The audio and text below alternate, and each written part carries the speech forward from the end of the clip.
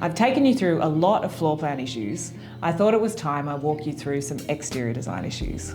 The issues with this facade are: number one, the form is higgledy-piggledy. I can tell by the way this exterior juts in and out that this floor plan has too many irregular shapes. Number two, inconsistent stylistic elements. Terracotta tiles should not be paired with blue glazed aluminium framed doors and windows.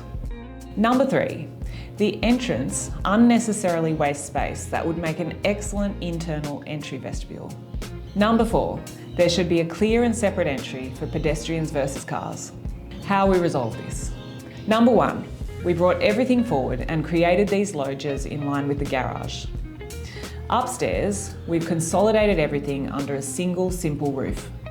Number two, now terracotta tiles are paired with timber doors, steel windows and iron balustrading. Number three, with the entry doors moved forward, we've now created an awesome entry vestibule. Number four, there is now a clear and separate entry for pedestrians and cars. What do you think of the updates?